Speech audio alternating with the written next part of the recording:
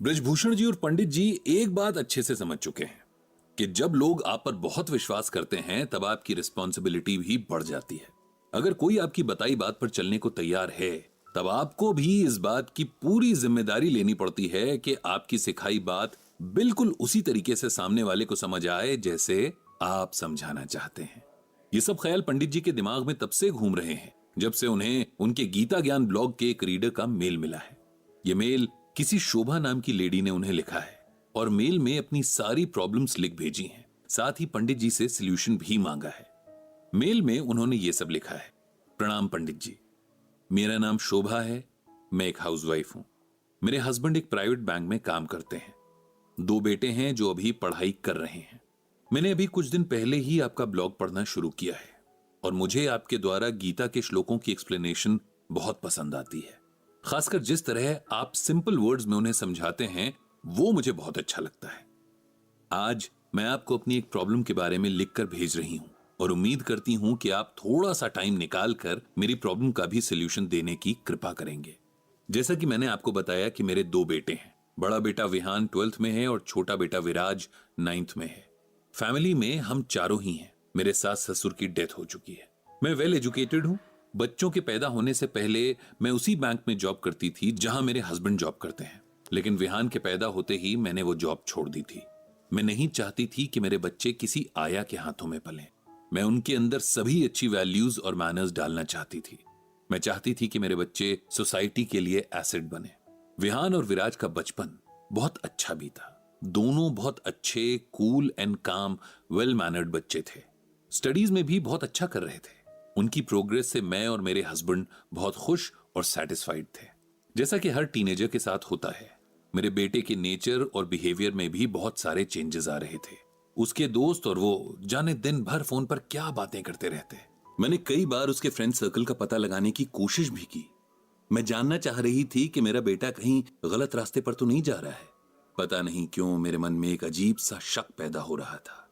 विहान के बिहेवियर में बहुत गलत चेंजेस आ रहे थे। वो हमसे स्कूल की बातें, जैसे अपना रिजल्ट वगैरह, छिपाने लगा था। टीचर्स के हमारे लिए लिखे मैसेजेस घर तक नहीं लाता था। उसकी हरकतें देखकर मुझे डर लगने लगा था। मैं और मेरे हस्बैंड ने उससे बात करने की कोशिश भी की, लेकिन कोई फायदा नहीं हुआ। स्कूल से आने के बाद वो अपना कमरा बंद करके पड़ा रहता, सिर्फ खाना खाने बाहर आता। हम लोग काउंसलर्स के पास भी गए। उन्होंने भी विहान से बात की और हमें यह बताया कि इस एज में बच्चों के अंदर बहुत सारे चेंजेस आते हैं। इसमें बहुत ज्यादा टेंशन लेने की बात नहीं है, बस थोड़ा ध्यान देने की जरूरत है। उनकी इस बात से हमें थोड़ी सी तसल्ली हुई कि अगर ये चेंजेस नॉर्मल हैं तो टाइम के साथ सब सेटल हो जाएगा। एक दिन मेरे हस्बैंड को बच्चों के स्कूल से कॉल आया। उन्होंने हम दोनों को अगले दिन स्कूल बुलाया था। हम जानते थे कि कोई अच्छी खबर तो मिलने वाली नहीं। प्रिंसिपल मैम ने बताया कि विहान को स्कूल में सिगरेट पीते हुए पकड़ा गया है और अब उसे रस्टिकेट कर दिया जाएगा।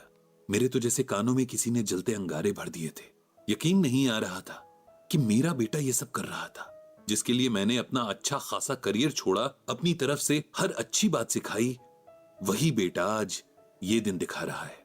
हमने प्रिंसिपल मैम से बहुत रिक्वेस्ट की, हाथ जोड़े कि विहान को स्कूल से ना निकालें, वो दोबारा ये सब नहीं करेगा।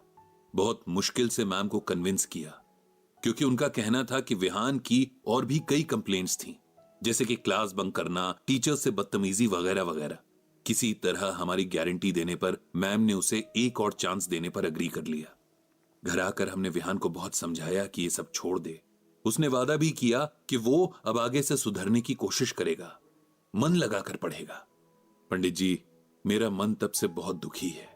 आखिर ऐसा क्यों हुआ?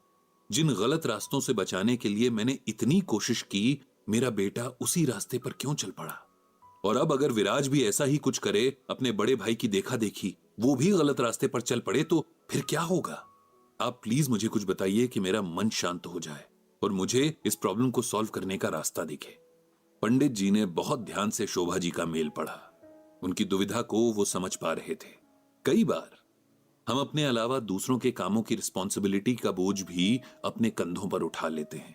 उनकी गलतियों का जिम्मेदार खुद को मान लेते हैं, चाहे हमारी गलती हो या ना हो।